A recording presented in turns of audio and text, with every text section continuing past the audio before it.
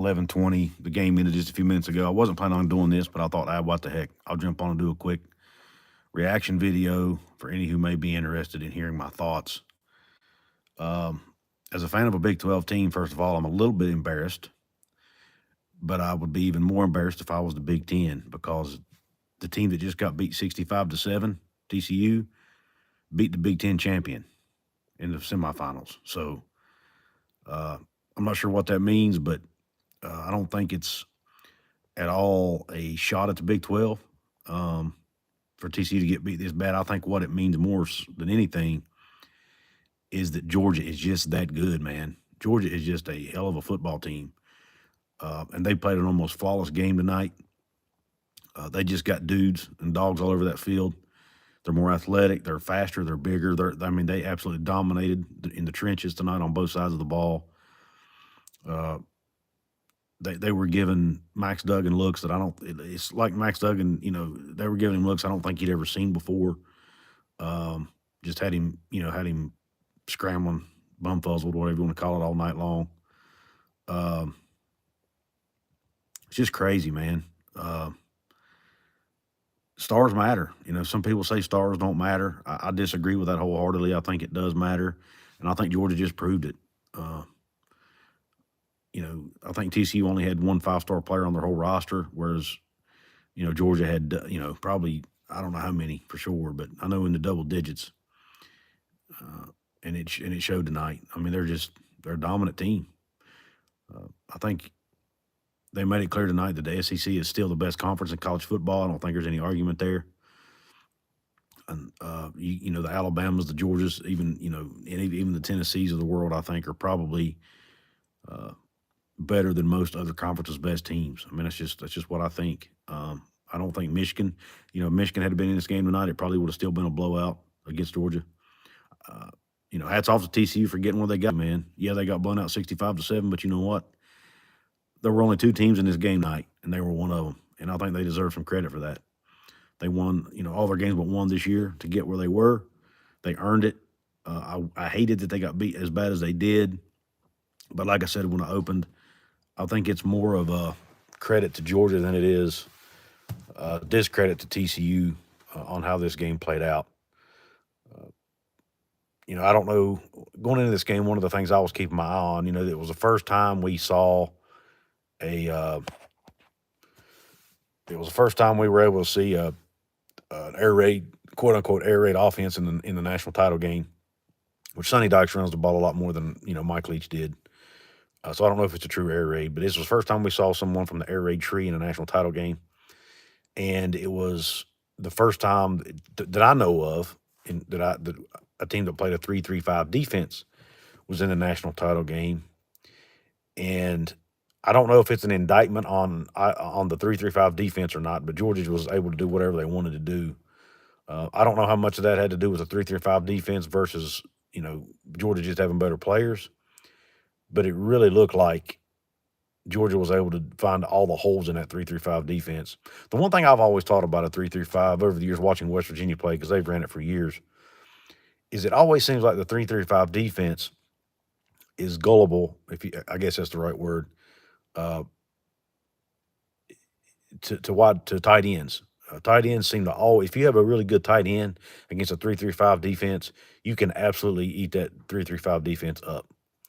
And I think that's what we saw tonight. I mean, TCU was facing arguably, I don't even know if it's arguable, the best tight end in the country in Brock Bowers. And he was just able to eat that 3-3-5 defense apart. Scotty B. the Baylor King says the strength and conditioning coach for TCU used to be at Baylor in Kaz Kazadi during Art Brow's era. Still weird to see. Man, he's still weird to see him on sideline. No doubt Georgia was a better team. Perfect song for TCU tonight is Ooh My Head by Richie Valens. Yeah, you got that right. TCU had 9 first downs when TCU had 7 points. But, yeah, just, the 3-3-5 defense tonight, not a good look for that. Not a good look for the air raid offense. But most of all, not a good look for anybody outside the SEC conference, in my opinion. They just continue to show their dominance in college football. I don't know what it's going to take to overtake them. Ohio State and Michigan had their shots and lost, so that should end that argument. TCU is still a very good team. Georgia is just dominant. I agree. One question I'd like to pose to you guys that are on here: do you think had Alabama been in? Do you think Alabama would have given Georgia a better game tonight than what TCU did? I mean, to me, that's an obvious answer of yes. Uh, Brian B says it would have been interesting if Idaho squeaked it out last week. I agree. Uh, Look, I'm gonna be straight up with you. I'm a Big 12 guy. I wanted TCU to win this game tonight. But when I watched that Michigan TCU game last week, I felt like Michigan, yes, TCU won the game fair and square. I'm not taking that away from them. But Michigan left a lot of points on that field last week. Number one, they had a touchdown taken from them by the referees, number one. Number two, there was two times, even without that, there was two times Michigan had the ball inside the 5-yard line, TCU's 5-yard line, and didn't come up with any points. One time I think they fumbled, and the other time TCU stopped them. So Michigan had every chance to win that game last week against TCU, and they blew it. I think Michigan beat themselves just as much as TCU beat them. Now, listen, TCU didn't beat themselves, and that's part of it. They just played better football overall, and didn't make as many mistakes, which is part of the game. But from a talent perspective, I still think Michigan was the better football team last week. Now, I hate to say that because, like I said, I am a Big 12 guy, but what TCU put on the field tonight, man, I don't. I mean, it was just. I actually sit through the whole game surprisingly. I'm not saying I was paying real close attention near the end. I was on more or less on social media, doing some things and editing some videos and things. But I'm telling you, man, not a good look for the Big 12, but an even worse look, in my opinion, for the Big 10, and an even worse look, just really a bad look for everybody except the SEC. And of course, all the SEC chants and all the SEC people are, I'm sure, happy tonight. But it is what it is. I don't think the SEC is all that great. Yes, the top of the SEC is phenomenal, better than any other conference. But I don't think the bottom of the SEC is any better than any other conference. I mean, Vanderbilt, I don't think Mississippi State's a great team. They're a good team. They're not a great team. I don't think Kentucky's a great team. There's a lot of teams in the SEC that, probably wouldn't win the championship in the other Power 5 conferences. But when you look at the top of the SEC, they're absolutely dominant, and there's no question about it. Georgia proved that tonight. Georgia proved that they are the best team in the country. I don't think there's any. I mean, they put any doubt to that aside tonight. And I don't even know. I mean, I really don't even know what to say, guys. I just want to kind of get on here and give you my quick thoughts. I want this game meant for the Big 12, what it meant for the 3-3-5 scheme, the coaches who run that scheme, which we see throughout the whole Big 12. Scotty B says, I didn't care at the end. I actually went for Georgia because it would have hurt recruiting for Baylor against TCU if TCU won. Yeah, good point. TCU's actually already doing pretty well in the transfer portal, Scotty. So I'm not sure it's going to hurt them too much in that regard. They're getting some really good transfers in at TCU, man. So TCU's going to be hard to beat going forward. But it got me to wondering. CKS says, well, we don't even know how Bama would have fared against Ohio State, Michigan, or even TCU, let alone Georgia. I know. But you know what? The 12-team playoff could help with some of that. We're going to get an idea. Are the same teams probably going to still end up winning the championship at the end of the day? Yes. I think so in a 12-team playoff. But it at least gives more schools the opportunity to be in the conversation. For example, the Tulane USC game, that could have been a playoff game. Tulane would have pulled the upset. That would have been a big story for Tulane fans. I mean, it was a big story anyway. But for Tulane fans, if that had been a playoff game and they would have been advancing to play another week, even better story, right? So the 12-team playoff, I'm really looking forward to it. I know there's some fans out there who don't like the idea because they think it'd be watered down. But look, we can't get too much postseason football, in my opinion. And I think it's a great opportunity for these other fan bases, these other teams, to have their moment of sun. For a school like a Tulane, for example, or Cincinnati last year, I don't know that it's realistic for them to win a national title.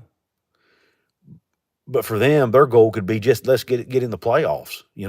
That's an admirable goal for some of these smaller non-blue blood programs. Heck, even a program like West Virginia, I would be tickled to death just to get into playoffs right now. Now, if I'm a team like Alabama or Georgia or Clemson, even getting in is not enough. But if you're a lower level program or even a mid-tier program right now, getting in is an accomplishment. Nicholas Caldwell says, I didn't know Jordan Leslie was running TCU's defense tonight. Well, Nicholas, I don't know if it would have mattered who was running it tonight the way Georgia was playing, brother. They were absolutely dominant. I mean, absolutely. At the beginning of the game, when I heard him interviewing Kirby Smart, and he said, our motto is aggression, I'm like, oh, my God, that ain't good. Because if you get all these big hogs and these guys, these dogs, no pun intended, you get them guys more aggressive, it's gonna be a long night for the Horned Frogs, man, and it was. I didn't think it'd be this bad. I thought TCU would keep the game close at least, but man, did not see 65-7 coming. I really didn't. Kind of feel bad for Max Duggan to end his career on this note. I really like the kid, young man, I should say. Happy for Stetson Bennett. By the way, guys, I'm going to plug something real quick. I had the privilege today of interviewing Tony Franklin. For those of you who don't know who Tony Franklin is, he's been an offensive coordinator at Cal, Kentucky, Troy, Auburn. He's been at some major programs as an offensive coordinator. He's part of the air raid tree. He's coached with Mike Leach. He gave Chad Scott, Matt Moore, and Neil Brown their first jobs as college coaches. So he coached Neil Brown at Kentucky. So, very, very knowledgeable coach. Been around the country, coached a lot of different programs. Does his own coaching classes and things like that for high school coaches. I was able to interview him today. That should be up on my channel. I don't know if I'm going to put the whole interview up or just put segments of it up and make multiple videos, because we touched on 3 or 4 different topics, and they would all make interesting videos in their own right. So I may just do separate videos on it, but a very interesting interview that I had today with Tony Franklin that you guys can look forward to. But CGS says the hype of 12 teams in a playoff would bring so much more attention and eyeballs, and nobody would care how high Georgia was favored to win until the championship. Yeah, great point. Nicholas Caldwell says, I think WU fans needs to be a little nicer about the Neil deal. The truth is he doesn't have the resources of a high-level Power 5 school. The WU budget is a fraction of some of the SEC schools. Yes, it is, Nicholas, and I understand what you're saying, but our budget is not that much different than the Big 12 schools we're competing against every week, and they're beating us too. That's inexcusable. We should at least be competing for Big 12 titles by now in year 4 of Neil Brown's tenure, going on year 5. If we're not competing for Big 12 championships by now, then, something's not right. I'm not saying I'm not saying if we're not competing for a championship next year, he should be fired, but we should be getting darn close because it's time. It's past time, in my opinion.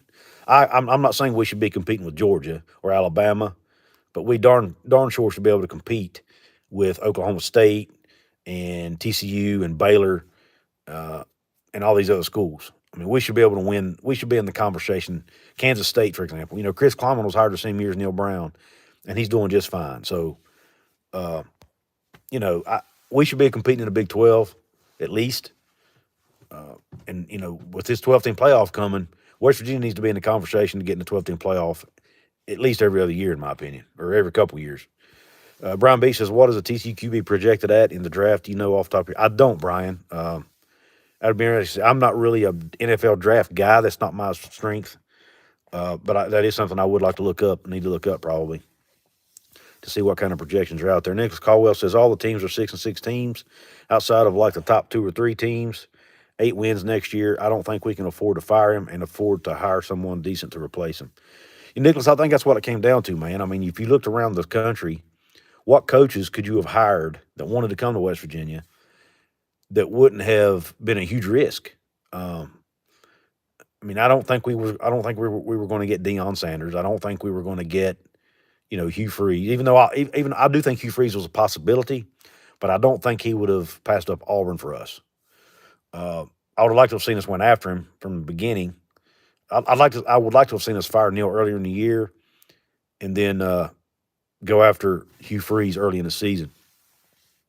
Or earlier in the process, maybe get out ahead of Auburn on that deal, but because I think Hugh Freeze is a hell of a football coach. Yeah, I know he's done some shady things in his past. All accounts are that he's gotten past all that. I hope that's true. And I think he deserves another chance. Ren Baker could be looking at a huge disaster here soon with basketball and football. The noise could get. I agree with you, Nicholas. This basketball team, man, is not looking good right now. They're on a downhill slide. I don't know what that means for Huggy Bear, man. I really don't. I don't know that any AD is going to come in and fire Huggy Bear. I don't see that happening. He's too big of a legend there. I don't think the board would approve of that, to be honest. From my understanding, is the board and Huggy are pretty tight. Or not the board. I'm sorry, the boosters. The boosters. I think the boosters are pretty tight with Hugs, so I don't see anybody firing him necessarily. But there definitely needs to be some conversations about getting this thing going in the right direction. And with football, obviously, that's an obvious thing as well. By the way, everybody, talking college football. JJ Kitchens on here. I know most of you hate Pitt, but he covers Pitt content. If you ever decide to get nosy and want to hear what's going on with Pitt football, he's your go-to guy right there. It's always good to check in on the competition and to see what they're doing. I know they've gotten in some good transfers up there. I know they've gotten in a couple good quarterbacks, Phil Dracovic and the Christian Villieu, maybe I think's his name, out of the Penn State. Two really good quarterbacks. So Pitt's gonna be hard to contend with next year. Going to be another tough game, I think. I think we'll be better, but I think they have the opportunity to potentially be as good or even better as well. So that should be another good backyard brawl in 2023.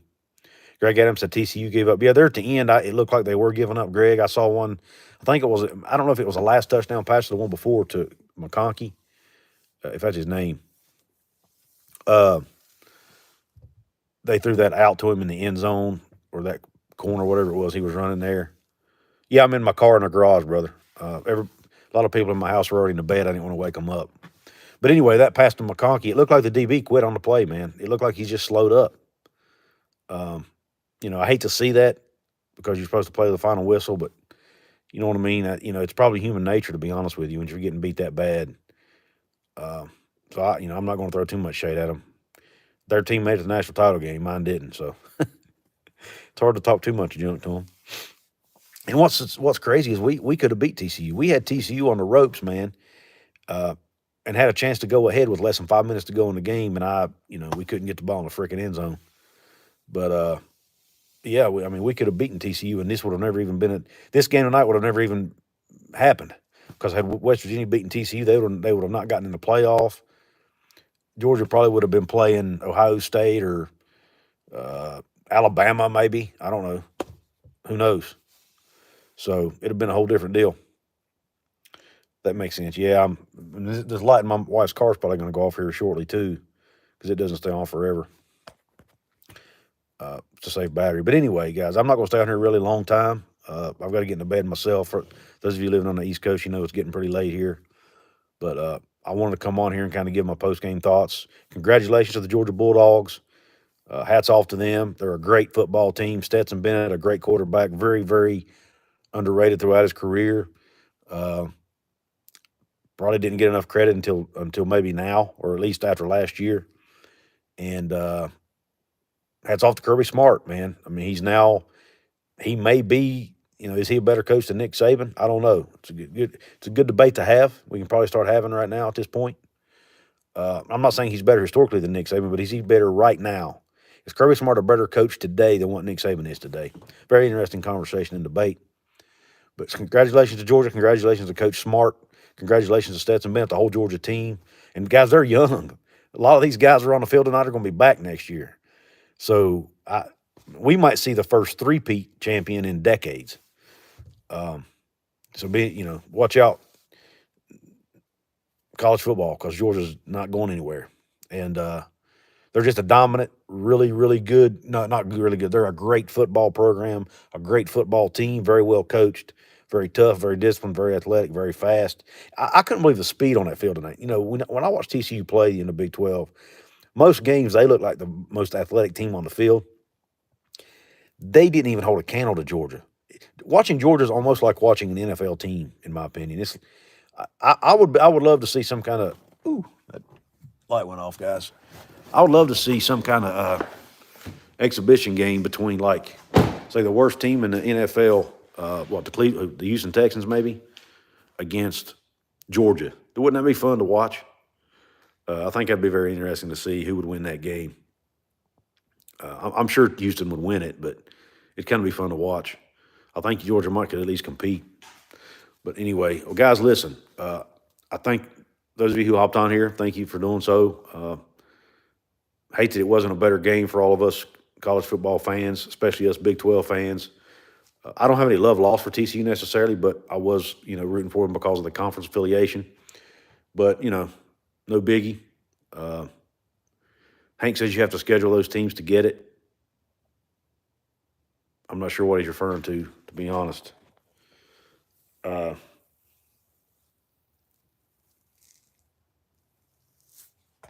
not sure. Thank you, CKS, for hopping on. Thanks, Hank. Appreciate you hopping on, man. Once again, talking college football, JJ Kitchen. Thanks. Thanks to Greg Adams, Nicholas Caldwell. I know Scotty B. the Better King was on here. Brian B. Thank all of you for hopping on. But anyway, guys, I'm going to hop off of here. I'll play those teams. Yeah, you got to play those teams, man. I agree with you. Got to earn respect, man. And, West Virginia actually has Alabama. We have Alabama on our schedule in 2026, I believe, so that'll be interesting. I'm looking forward to that game. It's always fun to play those teams. But anyway, guys, listen, I'm going to jump off of here. Enjoy your night. Get a good night's sleep. Q Country Roads.